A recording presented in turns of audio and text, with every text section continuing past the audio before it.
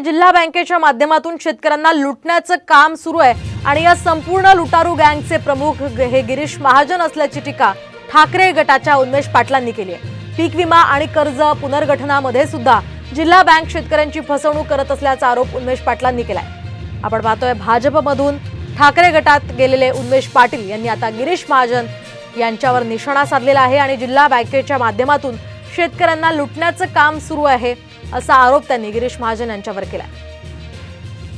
जिल्ह्यातल्या शेतकऱ्यांना लुटण्याचं काम जिल्हा बँकेच्या माध्यमातून होते।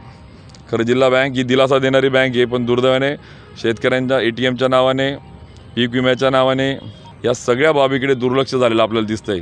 शेतकऱ्यांच्या नावाने 1400 रुपये तुम्ही एका बाजूला वसुली करतात, डिडक्ट करतात कंपल्सरी, पीक विमा कंपनीला भरत नाही। मग नक्की शेतकऱ्यांना लुटणारे हे जे संचालक चेअरमन कोण आणि याला आश्रय कोणाचा आहे? गिरीश महाजन। तुमचा आश्रय यांना, तुम्ही यांना बसवलं या पदावर।